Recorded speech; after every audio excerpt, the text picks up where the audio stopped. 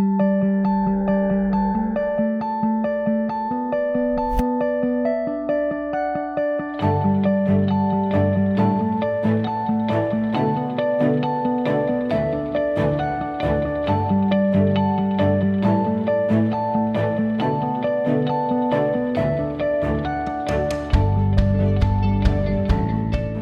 am president of the European Biomass Association, and we have our office here in Brussels. We have 30 full members, national associations, and 90 associated members, which is companies, large companies usually, that are interested in the development of the European biomass markets then. And we do lobbying and try to influence the policy in Europe of all the different tasks that's on the table here. We also have 3 different networks that are more structured. It's the European Pellet Council, it's also the European Industry Pellet Suppliers, and then there is IBTC, which is a group of companies that works with torrefaction to make wood look more like coal. And with the torrefied wood and pellets or wood chips, then you can use them directly in a coal plant without any other treatment, which is very nice when you like to quickly use more biomass. Our aim is to use a lot more biomass, and this is a slide of the different companies and associations that are involved that you can look on if you look on this one afterwards. My daily work is with the Swedish Bioenergy Association, and we have 250 companies that are members from all different kinds of part of the biomass chain. We have both producers of fuel and manufacturers of equipment, boilers and machinery, even the truck producer Scania, and then we have biofuels producers and refineries that produce oil, but also biodiesel and ethanol, and a lot of forest industry and combined heat and power companies like Fortum and Vattenfall, large utilities and small companies. They are all members of Svebio to try to follow this branch and the development in this branch. And our mission is to increase the use of bioenergy in an economically and environmentally optimal way. So we used to think of ourselves as a commercial environmental organization. In my earlier life, I worked a lot with willow from 1988 until 2006. 17 years, 12 years as managing director of Aebiom, who was involved in a lot of development in willows.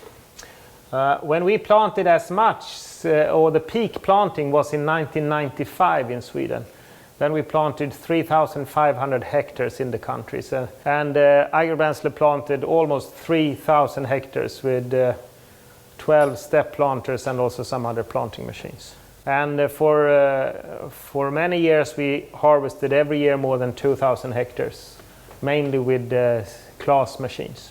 I have still some interest in this branch because I'm involved in, not working but still involved in the company that's called European Willow Breeding with an old breeder of the Swedish varieties, Stig Larsson, that has that earlier worked with the Svebio clones and so on.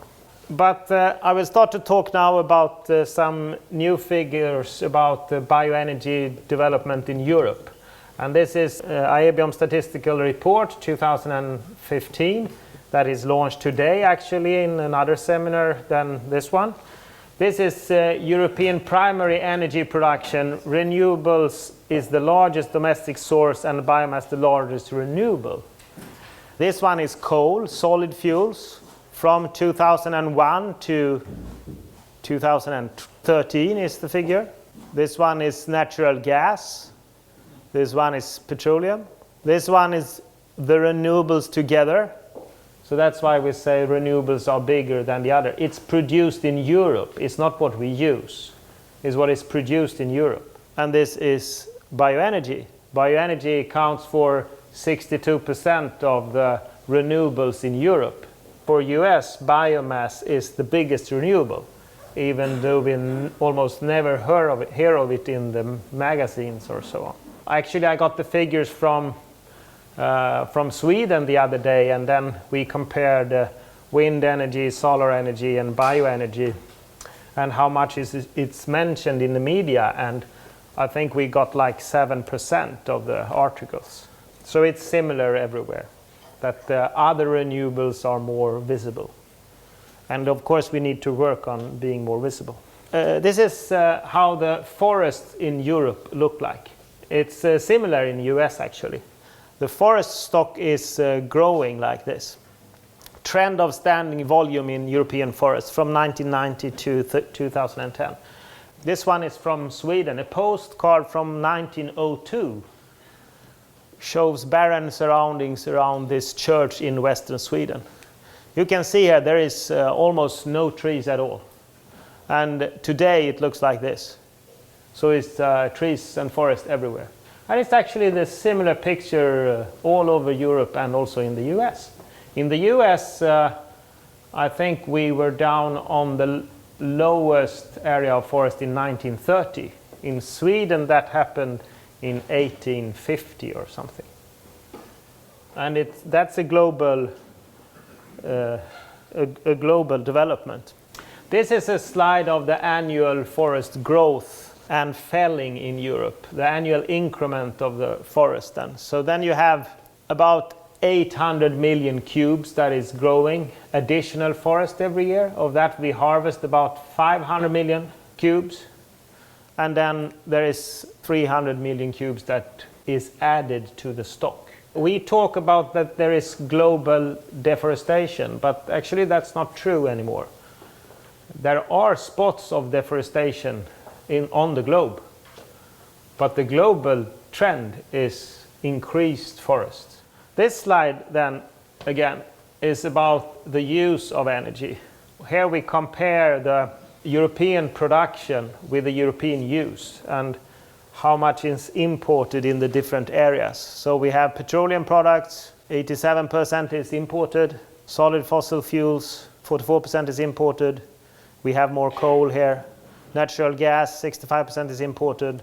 And then biomass, there's a lot of discussion about importing biomass, but actually it's a very small portion, only 4% that is imported. And we are for trade. We are not against importing biomass from other regions globally, especially not as long as we allow imports of fossil fuels. Why shouldn't we allow import of biofuels or biomass? Then you can look on the European goal for 2020 with a 20% goal and the national plans to reach that level. Then we reach this figure of 138,000 or million something tons of oil equivalent. This is the figure of 2013. So we have doubled from the year 2000 until 2013. So there is a quite nice development going on, even though we believe that it's too slow. It could go a lot faster though. And this is a slide of the use and production of pellets globally. This is from 2014. So last year we used a little more than 25 million tons of pellets. And it has actually been an increase of about 20% per year. So this development has been very good. You can see that Europe is the main user. America is a large exporter to Europe. South Korea is a country that is increasing its use of pellets. I heard some weeks ago only that the US and Canadian deliveries to South Korea has gone down heavily because Vietnam is taking over as supplier, even competing out Indonesia.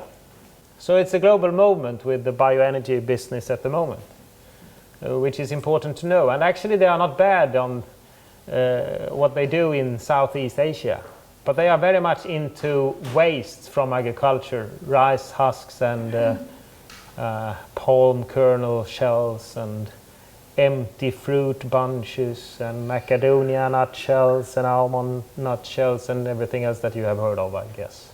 You know, the globe has fever, and of the 10 warmest years ever, 9 of them has occurred on this century, and the 10th was in 1998. So it seemed to be a problem. At least more and more people believe so.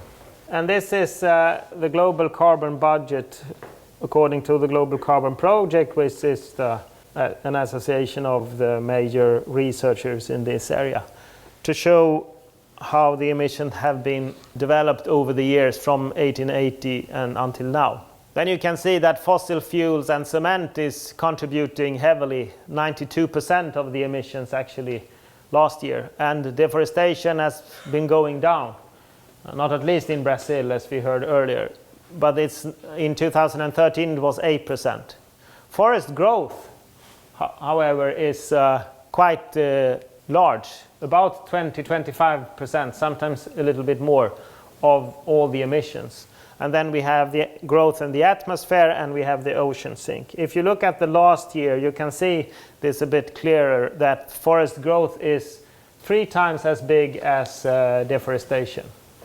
Deforestation is still a problem, of course, but it's not really a climate issue to me. It's more of a biodiversity issue, and I think that is the most challenging environmental issue to take care of, is the biodiversity issues. I heard also from some researchers this spring that from satellite pictures you can see that the globe is getting greener.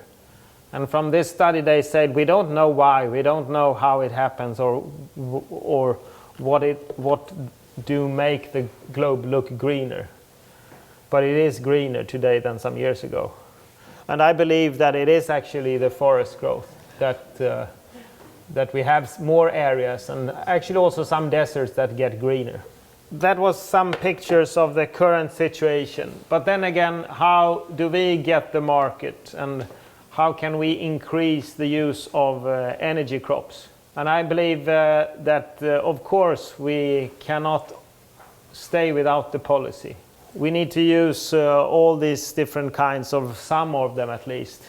We have used feed-in tariffs for some of the renewables, double counting in biofuels from second generation, for example. We have sometimes lists. We have the sustainability criteria to be sure of that we use the right kind of bioenergy.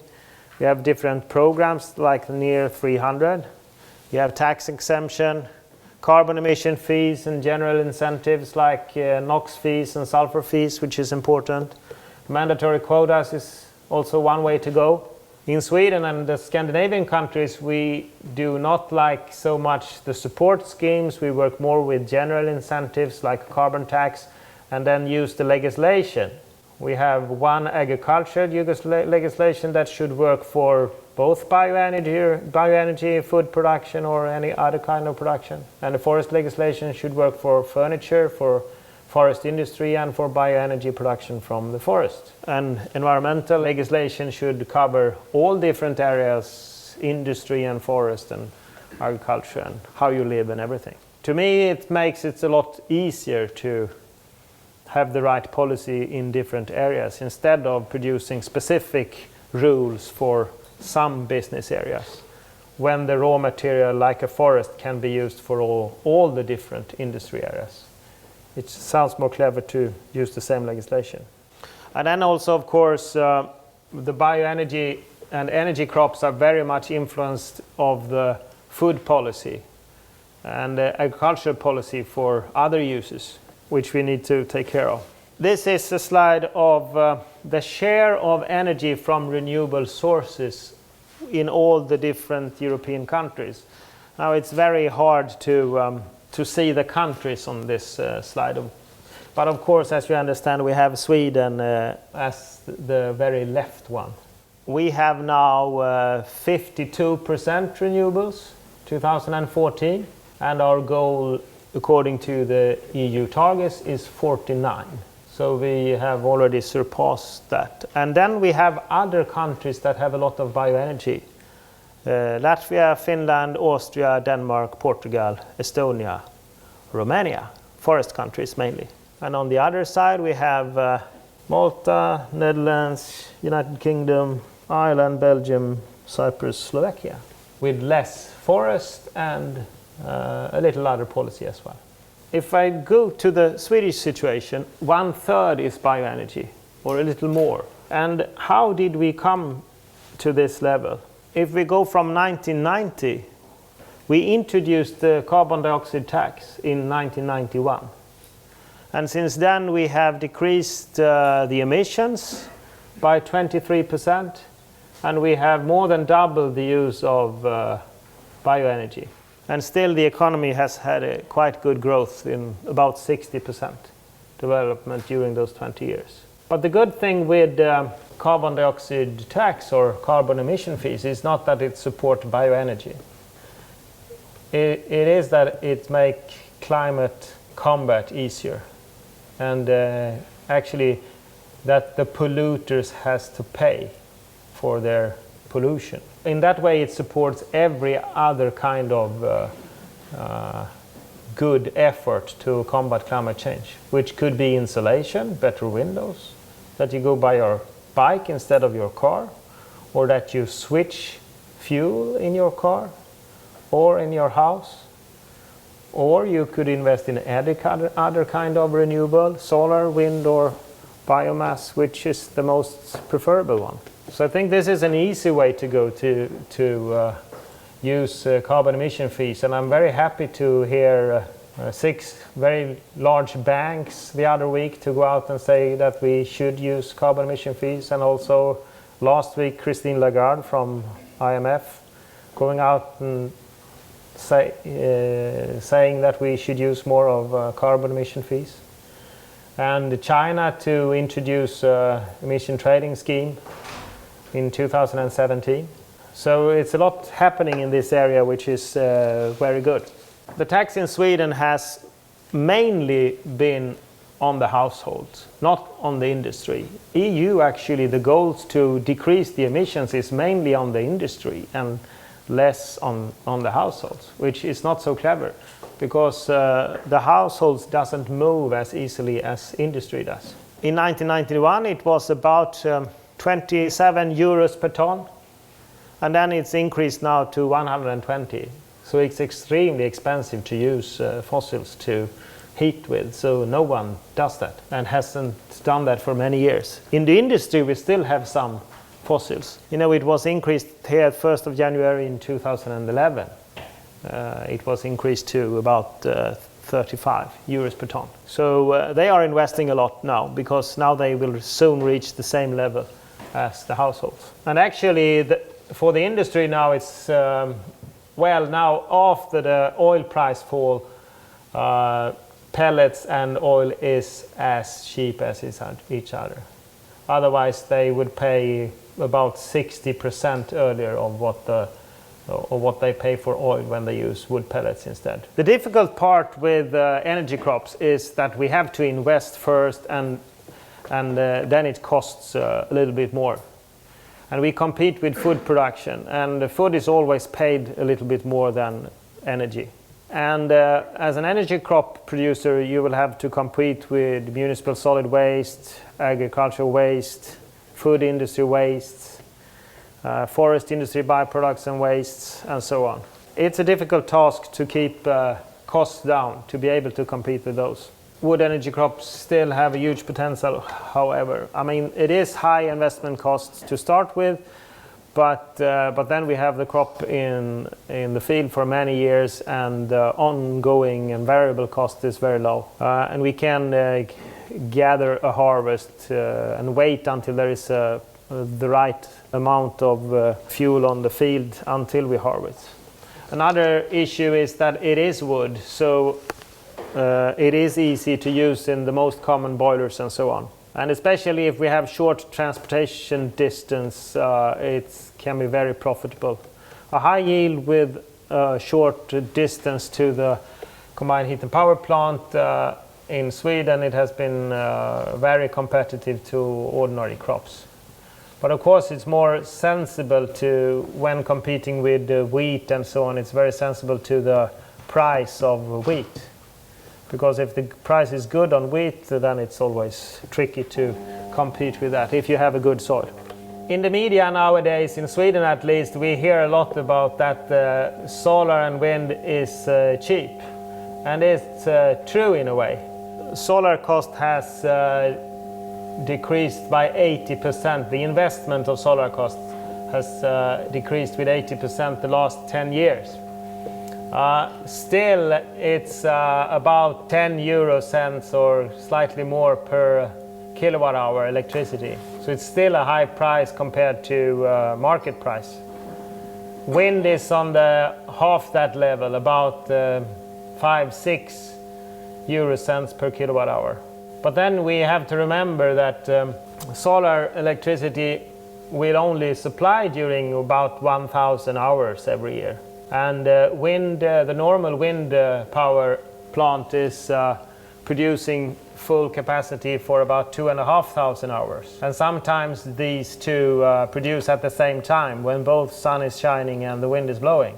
I would assume that they can produce during about 3,000 hours together. And during those hours, usually I believe we will have quite low electricity prices. But there is 5,700 more hours where we need energy. Now when solar and wind is supported by feed-in tariffs, they get paid the feed-in and are not paid by the market or by the customer. And I can't see that we can have that continuing for a very long time.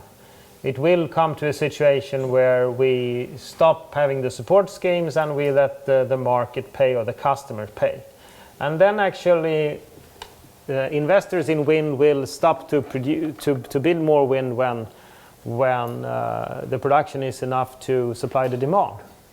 So I believe we will have about 2,500 wind hours and 1,000 solar hours. It's not until we can buy a roof or something with the solar included that solar will be really cheap and we will have solar in large amount. We hear a lot about power to gas and so on, but then you need to pay first for the investment for the wind, which is 5 euro cent, and then you need to pay to produce the gas, which is at least 5 euro cent, and then you need to pay the vehicle that should run on gas as well, or the gas engine or so on. And this will be too costly. In my view, it will be a large room for biomass and for energy crops. Because of that, wind and solar will take a large part, but they can never take the whole part. And then we have these issues why energy crops has not flied yet. I think we need the policy. We have not had the support policy. We had in Sweden in the 90s, but the European Union hasn't been mature enough to be interested in promoting energy crops. And we have had backlash with the NGOs that would really stop all kind of energy crop production, both from biofuels and from solid fuels. But I think that we have the future in front of us here and are able to reach a position where we could have some support for woody energy crops, because there is a lot of good development for rural areas if we can produce more. In Sweden we have had some problems with the view of how to burn willow. Together with the policy, there has always been other schemes that pay some for not doing anything or to produce ecological crops or so on. So there has always been other short-term possibilities that are more interesting than investing in a long-term crop. I mean, in Sweden you don't get the payback time until 8 years from your planting, and they usually change the policy already in 3 years. We also have had and have still a surplus production of wood fuels, so the prices are not high. Maybe that situation can be changed if we start to use more biofuels for transportation. Yeah, and then farmers also tend to be a bit skeptic and threatened by anyone growing short rotation copies. We had that issue at least in Sweden, that you really had to stand up for what you do. It's not really something that you just can do and then everything is the same, but a lot of farmers feel a bit threatened by why we should stop doing what we do ordinary and do something else. I think it's important to know that it's for some farmers that maybe, or landowners that maybe don't have the farming education, or maybe have the land far away from the farm, or other specific issues. Maybe the land is flooded for some weeks every spring, and then it's easier to have a long-term crop instead of an annual crop there. So there are different reasons that it's good to do different things. And especially for those farmers that stay within the ordinary agriculture markets, then it's good that some other farmers start to use their land for some other production. In every conference I go, I hear this, that there's a scarce volume of biomass, but I think there are great potential for biomass production globally, and I've shown some figures on the forest development that we also can use to produce a fuel, of course. In January this year, the Food and Agriculture Organization said that it's not anymore food versus fuel, but it's food and fuel. And even their Secretary General had a press release to telling that. I think some of the reasons behind that is that they have experience from several cases that food and fuel production help each other instead of competing, especially for the farmer that have an additional market, an additional cash crop. And this works both in Europe and I think in Africa and other countries, that if you have an increased turnover on the same land or on the same fixed cost, of course you gain more money. And you have an option to sell on different markets with energy. It's like the ethanol industry that chose between sugar and ethanol. And of course that is better than if it was only sugar always. And it's not only good for the farmers, but it's also good for the customers, that the farmer can distribute their costs on more products. And actually we also have the possibility to go back to food production if we have active farmers that grow energy crops. They can easily go over to produce food crops. Now I will mention a study that is done on Eastern Europe. This is still Europe. And if you see the farming land here, you have small brown areas, which is, you can see that it's quite brown here in this area. We had a study a year ago that that there is about 11 million hectares of set-aside land in Europe, EU 28. But if we go a bit east, in former East European countries, a part of Russia, we have an additional 40 million hectares of abandoned farmland. And in some regions here, you also have up to about 80% of the farmland is abandoned. It's not only in the Eastern Europe. This picture is taken from Sweden, where they have decided to plant some forest in the field. But this is also a rather common slide, which is from Sweden, but it's even more common in the Baltics, in Belarus, Georgia, Ukraine, and so on. A lot of land that we can do a lot on. So to summarize, I still believe in the willow production, but we need policy. And I believe that energy crops is the best use of surplus land in rural areas, like in this area that I've shown on these pictures, to improve economic growth and develop the countryside. I believe it would be important to introduce a planting grant, maybe a little different level in different regions. I have suggested here on this slide about 400 to 700 euros on the eastern part of the Union, and slightly higher, 700 to 900 or something like this in the western part. This should probably depend a bit on the salary level in different countries. But it's important to get up this critical level of planting that really creates development. We were not far from that level. We planted 20,000 hectares total in Sweden, but I used to say at that time that we needed about 50,000 hectares to be able to develop both planting machines and especially harvesting. When Tim talked earlier about the capacity of harvesting, I think you said 75 fresh tons an hour. It's a lot of wood chips. And how you handle that with different containers and tractors and delivery distances and so on.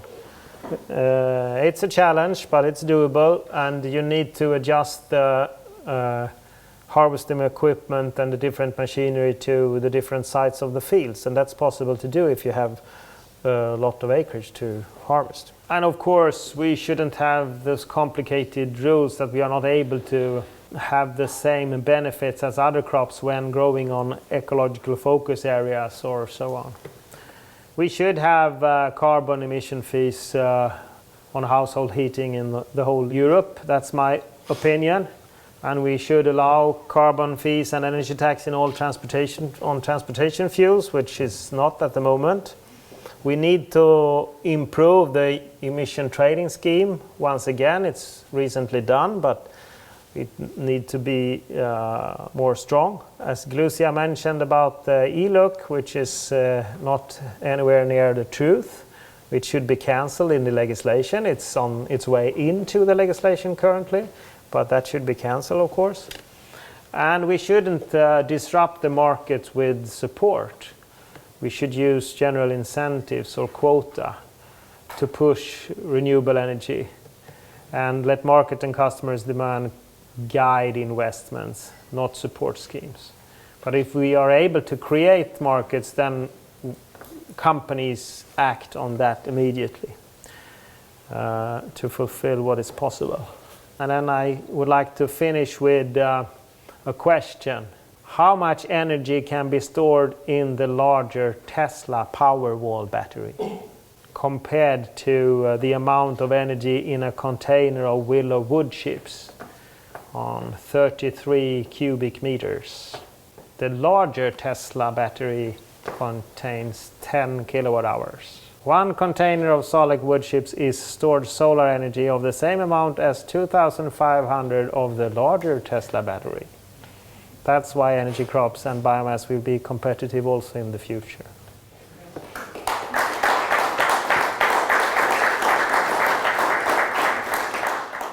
How much torrefaction is actually going on in Europe now?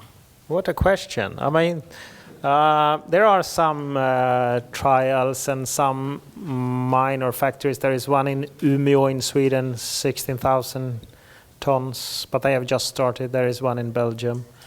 Then there are some trials. Then the big one is in the US. There is also one in Norway, actually. And there is one under construction in Norway also. So it's bubbling, I would say. It's coming, all over. I know Paris District Heating is one of the larger purchaser of this, of torrefied pellets. So they don't need to retrofit their boilers. But I know that there is also a lot of companies asking for more volumes. But then, of course, they won't pay more than for ordinary pellets. But that's our ordinary situation. It's always like that. Costs is the first.